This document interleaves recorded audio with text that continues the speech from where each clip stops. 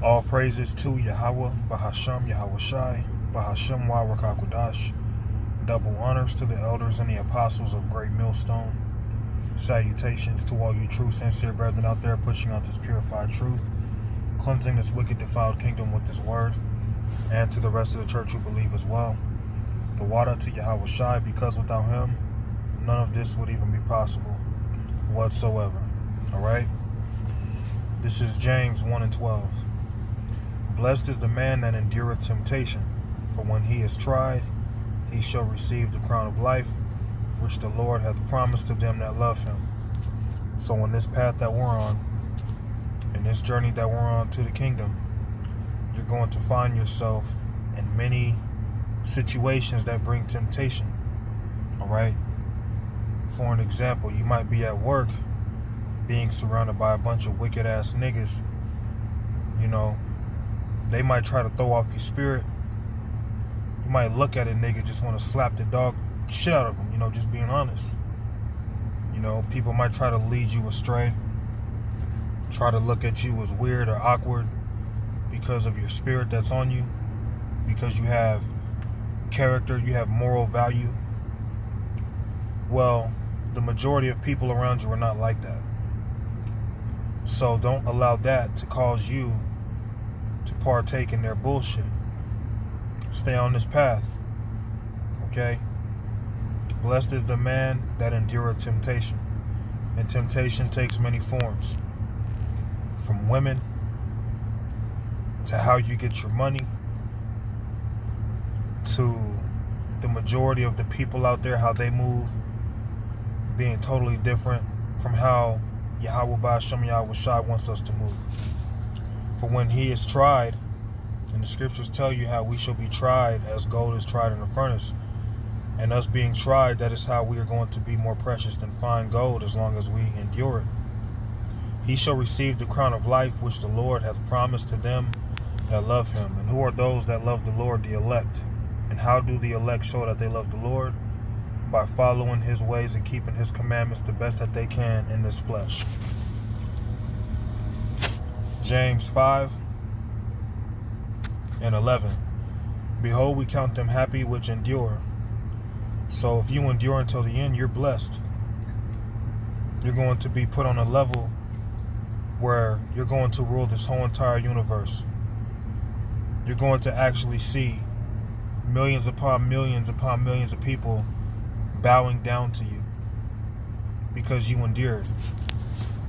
Behold, we count them happy which endure.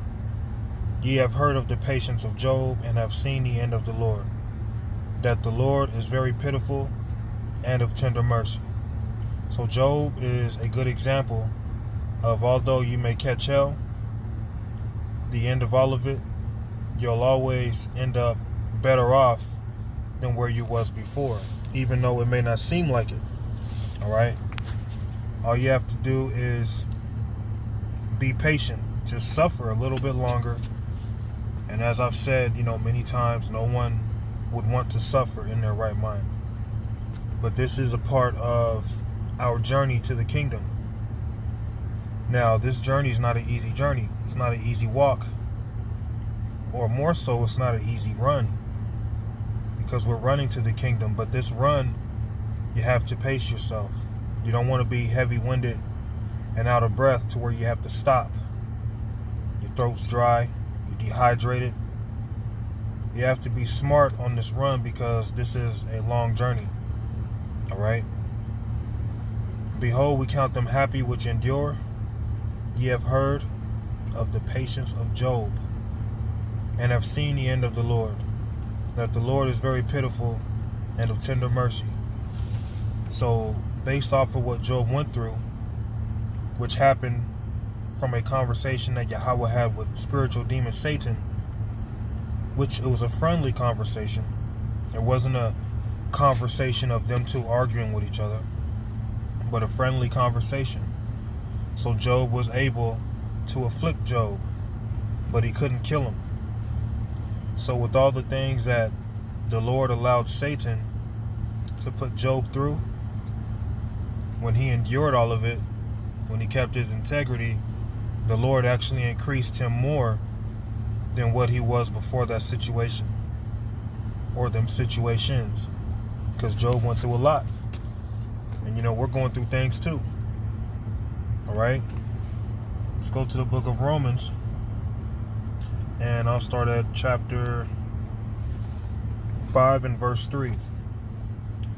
And not only so, but we glory in tribulations also, knowing that tribulation worketh patience. So stay in this thing. The longer you stay in this thing, and with all the hell you're catching, if you remain, it makes you stronger.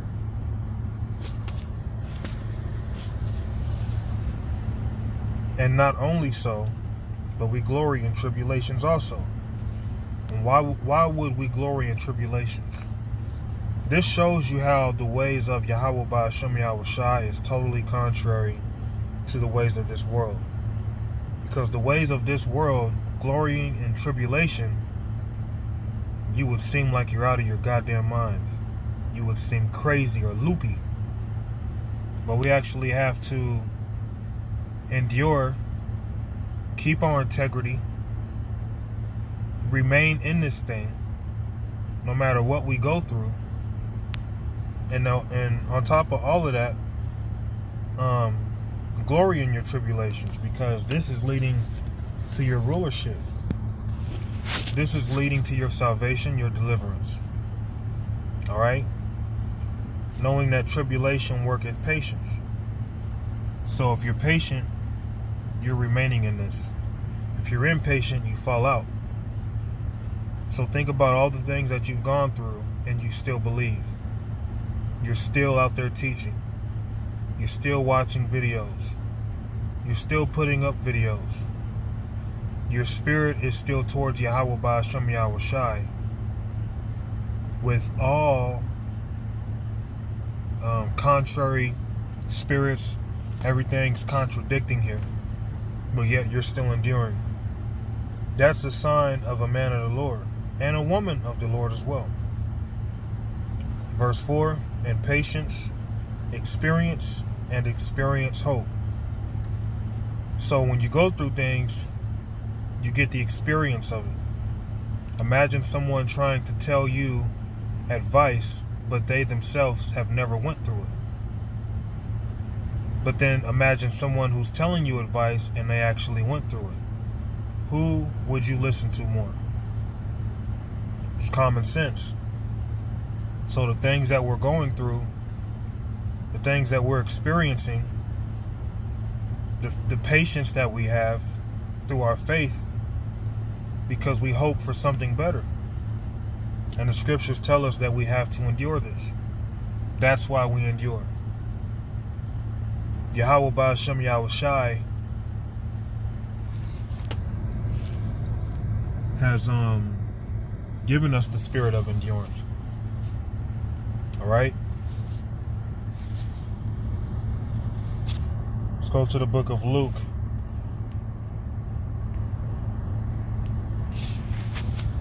(21 and 19). And your patience possess ye your souls. So, through your patience, through your suffering, through all the burdens and the things that you're going through, possess your soul. Don't allow your spirit to make you become weak in the faith. Don't allow your spirit, because it's constantly at war with the flesh, to just give in to the fight, to give in to the battle. Okay? Everywhere you go, people are just evil. People are wicked. You can't trust nobody, man. But through Yahweh Ba'ashem Yahushai, which is the only way how we endure this, man. Because our Lord is far greater than any opponent that we have to face in this world. And our main opponent being ourself. So possess your soul. Control yourself. Stay in the fight. Because naturally, when things get tough, when things get hard, you want to throw in the towel. But this is the one thing you cannot throw in the towel with. Because if you do, you're going to be destroyed. Okay? That's how tough this situation is. We're stuck between a rock and a hard place. But you can't let that rock crush you to the point of death. You have to hold your sense of spiritual strength. Don't give in. In your patience possess ye your souls. All right? Let's go to Luke 18 or 8, excuse me. Luke 8:15. I keep having to yawn. I'm pretty damn tired. I'm on my lunch break at work. Luke 8:15. But that on the good ground are they which in an honest and good heart, having heard the word, keep it and bring forth fruit with patience. So part of keeping the word is being patient. The fact that you're still in this thing is because of your patience. Does that mean your walk is easy and you're just floating through things like a leaf or a feather? This is one hell of a fight. But you have to look at yourself and say, damn, I'm still in this thing. You have to give Yahweh Ba'ashem Yahweh Shai all praises for that. Because this is a hell of a fight, man. This is one hell of a battle. Having heard the word, keep it. So once you receive this truth, hold on to this truth. Hold on to this truth because your life actually depends on it. This truth is greater than gold and silver and rubies. So hold on to it just as that. If you actually had gold in your hand and someone wanted to take it from you, you'll fight even possibly to the death if you had to protect it. Well, this is far greater than gold. So once you receive the word, keep it. Hold on to it. Don't fall out. Be patient. And bring forth fruit with patience, which means you have to teach this word. No man, when he hath lighted a candle, covereth it with a vessel, or putteth it under a bed, but setteth it on a candlestick, that they which enter may see the light. That's why we hit the highways and byways. That's exactly why we teach this word out in the open. To let the light of Yahweh Ba'ashem Yahweh Shai shine. We don't cover it. We don't just gain knowledge and then keep it to ourselves. We're not studying and then just keeping it to ourselves. The things that we're going through, the things that we learn, we teach it. We let that light shine so that others may see. Okay? No man when he hath lighted a candle, covereth it with a vessel, or putteth it under a bed. And that's exactly why, not that it's going off, but we're not teaching in the church building, because that would be like us having a light and hiding it in a vessel. A building is a vessel, by the way. Or putteth it under a bed, but setteth it on a candlestick, that they which enter may see the light. For nothing is secret that shall not be made manifest, and this truth is a secret, and now is being brought out, okay? Neither anything that shall not be known and come abroad. So there's things that we didn't know at one time in this truth we know now through the spirit and power of Yahweh Ba'ashem Yahweh Shai, because we're at the end. So with knowing that, and knowing that we go through hell and we have to deal with it, our greatest example, greater than any other prophet, is Yahweh Shai. So let's close it out with this.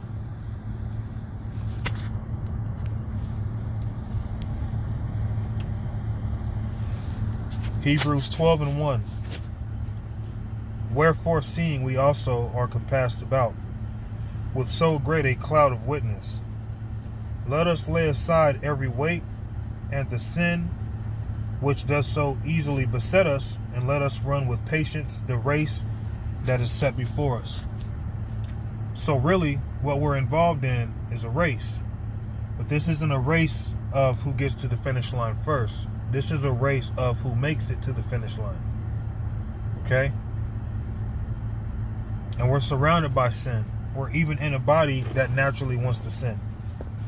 And with all that, you still have to be patient. You have to fight. You can't give in. Yahweh Ba'ashem Yahushua is looking for a fighter, and he's looking for a good fight. Okay? Hebrews 12:2, looking unto Yahushua, the author and finisher of our faith, because he perfected faith. He was perfect in faith. Okay? Who for the joy that was set before him endured the cross, despising the shame, and is set down at the right hand of the throne of the power. So with all the hell that Yahushua caught, he kept his faith perfectly, because he knew at the end of it all, he was going to receive everything, and he would be set at the right hand of Yahweh. He kept his mind on the prize. Not only that, he was created to be perfect. He was made to be the first fruit of all the elect, of all the nation of Israel. So it was naturally in him. But nevertheless, he still caught hell in the flesh. He still went through things and suffered. But he went through it perfectly. So his eyes were on finishing that race. His eyes were on performing the Father's business. Okay? And is set down at the right hand of the throne of Yahweh. For consider him that endureth such contradiction of sinners against himself, lest ye be wearied and faint in your minds. So people will come against you. They'll talk shit on you. Even your own parents, your father and mother, may call you crazy or try to find ways to criticize you and say you don't know what you're talking about, whatever. Yahushua himself had to face contradictions with those who didn't believe, who didn't look at him as the Savior, the Messiah, the Anointed. So we're going through the same things. But when you're dealing with the contradiction of sinners and they come against you, don't faint. In other words, fuck them, man. We have a job to do. We're on a mission. And the end game, at the end of all this, all of our enemies, which are Yahweh Ba'ashem Yahushua's enemies, are going to be crushed. They're going to be totally destroyed. Alright? But those who endure until the end, like Yahushua, even when the sinners, those who don't know what the hell they're talking about, come against you, even for no reason, to hell with them. Don't be weary. Don't faint. Stay on this mission. So Lord willing, this lesson was simple and edifying. Kahala Yahweh Ba'ashem Yahushua. Shalom.